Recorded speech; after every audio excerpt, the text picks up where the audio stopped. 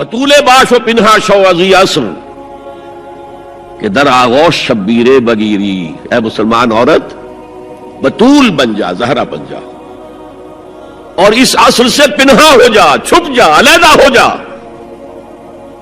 تاکہ تیرے آغوش میں حسین جیسا بچہ پیدا ہو۔ یہ پہلا ہے حجاب، سیگریگیشن آف سیکسز۔ میں نے ضیاء الحق صاحب سے کہا تھا، کیونکہ ان کی شورا میں شمولیت کی میں نے جو ہے دعوت قبول کر لی تھی، مشورہ دینا ہے۔ میں اپنے مسجد کے ممبر سے بھی مشورے بھی دیتا ہوں، تنقیدیں بھی کرتا ہوں۔ جیسے انگریزی کا محاورہ right from the horse's mouth, تو right into the horse's ears کچھ کہا جا سکے تو اچھی بات ہے۔ میں نے ان سے کہا آپ نے پی آئی اے کو ڈرائی کر دیا، شراب بند کر دی، اچھا کام کیا، بہت عمدہ کیا۔ دنیا تو یہی کہے گی نا کہ دقیانوسی ہیں، چلیے برداشت کریں، لیکن یہ ایئر ہوسٹسز جو جاتی ہیں کرو کے ساتھ اور 2 ہفتے باہر رہتی ہیں، یہ کون سے اسلام کی روح سے جائز ہے؟ عورت محرم کے بغیر حج کو نہیں جا سکتی، محرم کے بغیر عمرے کے لیے نہیں جا سکتی، اور یہ قانون تھا پاکستان۔ میں نے کہا آپ عورت کو نہیں جانے دیتے حج کے لیے، حالانکہ وہ ادھیڑ عمر کی ہوتی ہے، عموماً بوڑھی ہوتی ہے۔ ہمارے جوانی میں کون کرتا ہے حج؟ بہت شاش۔ یہ تو آپ کو نظر آئے گا جاوا، سماٹرا، انڈونیشیا، ملائیشیا، وہاں سے جوان جوڑے نکاح کے بعد پہلا کام حج۔ کہ ہمارے ہاں تو بڈھے ٹھیرے گئے ہوئے ہوتے، اور پہلے زمانے میں تو ان کو رخصت کر دیتے تھے کہ بس رخصت ہی ہو جائیں گے، یہ واپس نہیں آئیں گے۔ تو میں نے کہا یہ کون سا اسلام ہے؟ خاموش، چپ۔ میں نے کہا یہ ناشتے کی ٹرے اور کھانے کی ٹرے مرد نہیں رکھ سکتے سامنے۔ میرے خلاف باقاعدہ خواتین نے جلوس نکالے پاکستان میں جب میں نے پردے کی بات کی۔ گورنر سندھ کی بیوی جو ہے اس نے لیڈ کیا جلوس کو۔ میں طالبہ کیا کہ ان کی ٹیلی ویژن کے اوپر جو ہے ان کا سامنے آنا بند کیا جائے۔ میں نے کہا ٹھیک ہے۔ بدا الاسلام غریبا ویسعود کما بدا فتوبى للغرباء۔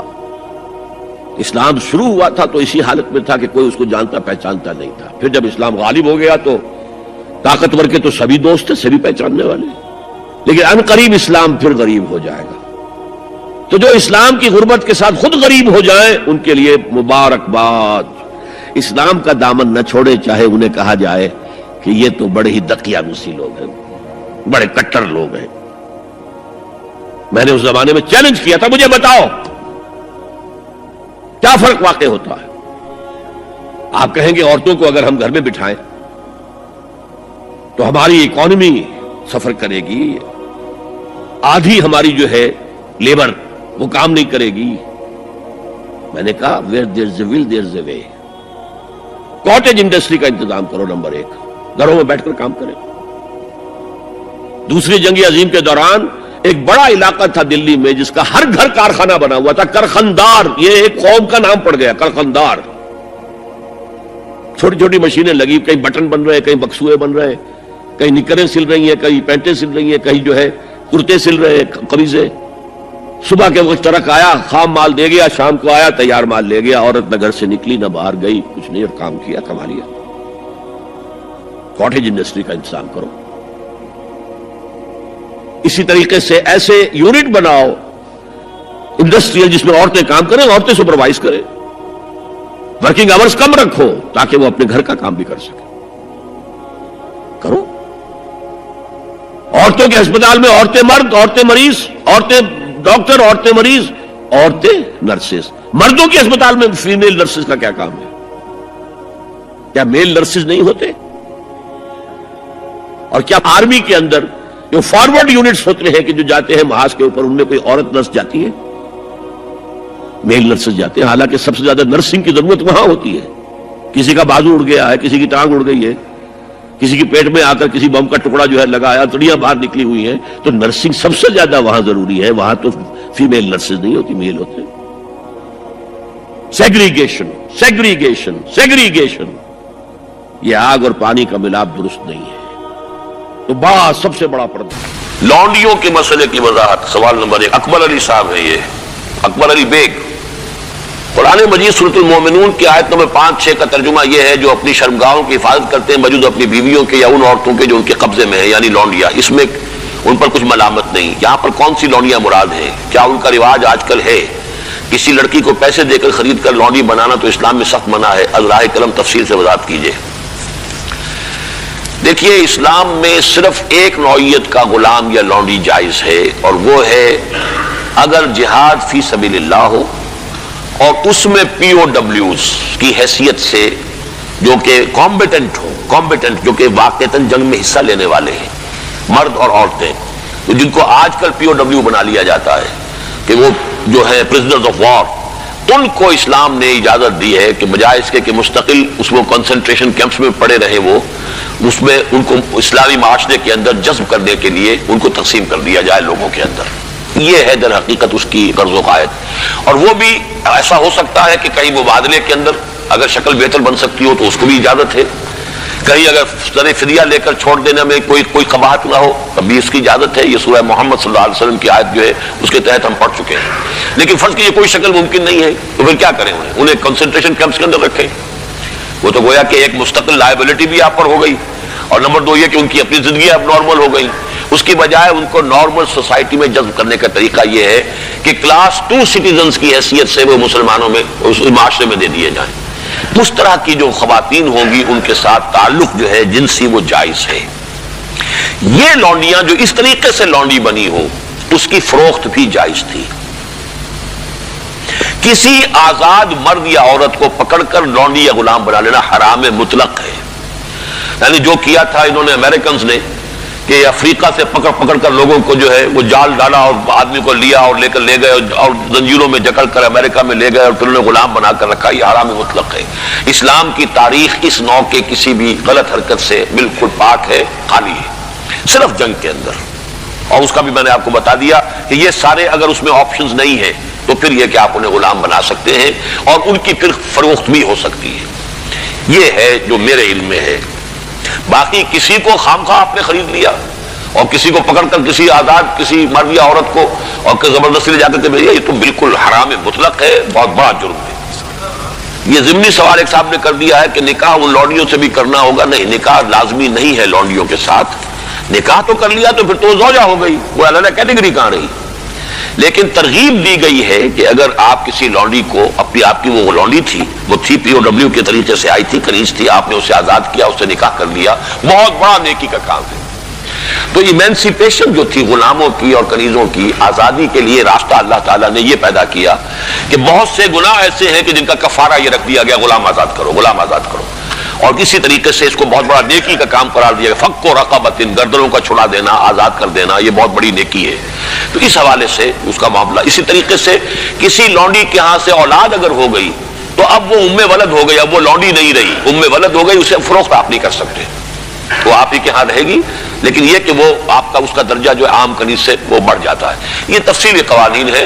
اصولی سوال جہاں تک تھا اس کے حد تک میں نے عرض کر دیا ہے کہ اسلام میں یہ راستہ اب بھی کھلا ہے. اور اس کی حکمت کیا ہے اس پر میں بھی بہت غور کرتا رہا. اس لیے کہ بظاہر تو عام خاص طور پر آج کل کے حالات میں یہ چیز جو ہے ذہن انسان کا اس کو قبول نہیں کرنے کو تیار ہوتا کہ اس طرح کا معاملہ بھی ہونا چاہیے.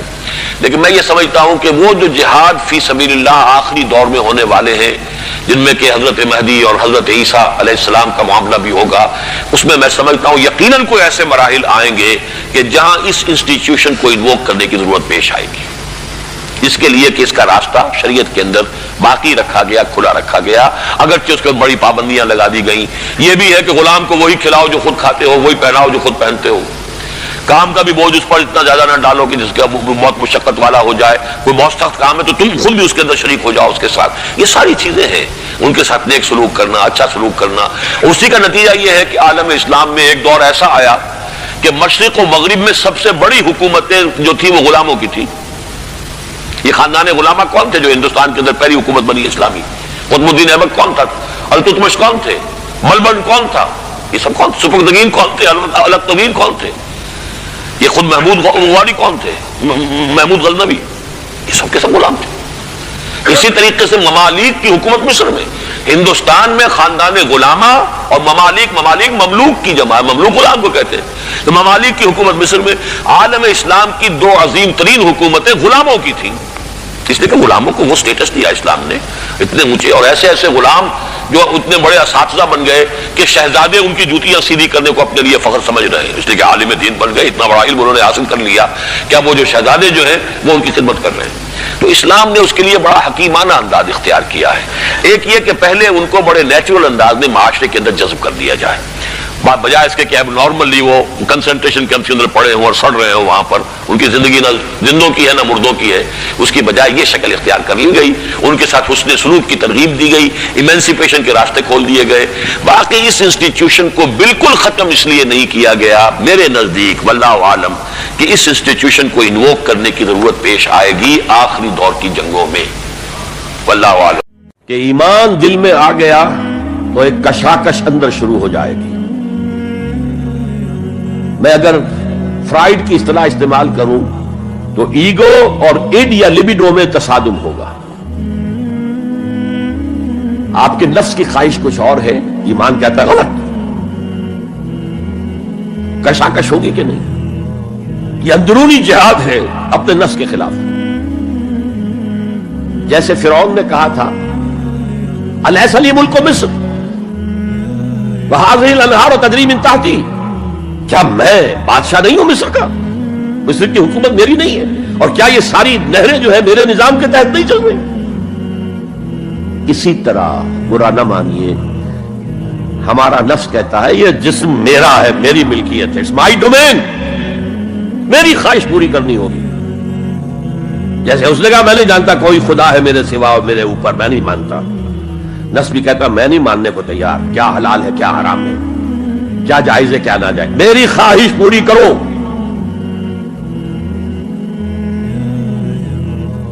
اس کے خلاف جہاد، یہ پہلی منزل کا جہاد ہے، اور آپ کو معلوم ہے 3 منزلہ عمارت ہے، تو بلند ترین تو ہے تیسری منزل، اہم ترین ہے پہلی منزل۔ پہلی منزل بنے گی تو دوسری بنے گی، دوسری ہوگی تو تیسری بنے گی نا۔ پہلی منزل یہ ہے اور اہم ترین یہ ہے۔ اسی لیے مولانا روم نے کہا نفس ماں ہم کم ترس فرعون نیست، میرا نفس بھی فرعون سے کم نہیں ہے، لیکن ایراون نیست، اس کے پاس لاؤ لشکر تھا، اس نے زبان سے بھی کہہ دیا تھا انا ربکم الاعلی، میں ہوں خدا۔ میرا نفس بیچارہ اس کے پاس کوئی لاؤ لشکر نہیں، زبان سے تو یہ کچھ نہیں کہتا، اندر یہی کہتا میں بادشاہ ہوں اس وجود کا، میری مرضی پوری۔ اسٹرگل اگینسٹ دس بیسر سیلف، ایک سیلف ہے اونچی سیلف، خود ہی انا ایگو، اور ایک ہے یہ بیسر سیلف، یہ ہماری جبلتیں جو ابھی بہری ہیں، جو حلال اور حرام سے انہیں کوئی غرض نہیں، ان کے خلاف جہاد کرنا۔ آپ نے فرمایا صلی اللہ علیہ وسلم المجاہد من جاہد نفسہ، اصل مجاہد وہ ہے جو اپنے نفس کے خلاف جہاد کر سکے۔ تمہارے اندر یہ دشمن تو بیٹھا ہوا ہے، تکڑا ہے، تمہیں کنٹرول کرا، چلے وہ باہر کے دشمنوں سے جہاد کرنے کے لیے، تم نے ٹانگے کو گھوڑے کے آگے باندھ دیا۔ اور ایک دفعہ حضور سے پوچھا گیا ایو الجہاد افضل یا رسول اللہ، اے اللہ کے رسول سب سے افضل جہاد کون سا ہے؟ فرمایا ان تجاہد نفسک فی طاعت اللہ، اپنے نفس کے خلاف جہاد کرو، اسے اللہ کا مطیع کرو۔ یہ جو اندر کی کشمکش ہے، کشاکش ہے، یہ جہاد فی سبیل اللہ کا نقطہ آغاز، اللہ کا مطیع بنانا ہے نفس کو۔ اس کے ساتھ 2 سب لیول اور ہیں، اس نفس کو بھڑکانے والی ایک قوت ہے انویزیبل، اور ویزیبل بھی ہے۔ انویزیبل قوت سب سے بڑی ابلیس، شیطان، لعین، اور اس کے چیلے چاٹے جنات میں سے، اور ویزیبل میں انسانوں میں جو اس کے ایجنٹ ہے، جو فحاشی کو کلچر کا نام دے، یہ اس ابلیس کے چیلے ہیں۔ ان کے خلاف جہاد نہیں کریں گے آپ، اگر آپ ان کے خلاف ایگریسو ایٹیٹیوڈ اختیار نہیں کریں گے تو آپ ان کے دباؤ میں آ جائیں گے۔ ان الشیطان لکم عدو فاتخذوہ عدوا، اے لوگوں یہ شیطان تمہارا دشمن ہے، اس کو اپنا دشمن سمجھو۔ وہ تمہیں سبز باغ دکھاتا ہے، بدی کو مزین کر کے دکھاتا ہے، اچھے اچھے نام اس کے رکھ دیتا ہے، اور تمہیں آمادہ کرتا ہے بدی کے ارتکاب پر۔ نہیں، وہ تمہارا دشمن ہے، افتتخذونہ وذریتہ اولیاء من دونی، تم مجھے چھوڑ کر اسے اور اس کے چیلے چانٹوں کو تم اپنا دوست بناتے ہو؟ نہیں، شیطان کے خلاف جنگ کرو۔ اور تیسرا اس پر سب لیول کیا ہے؟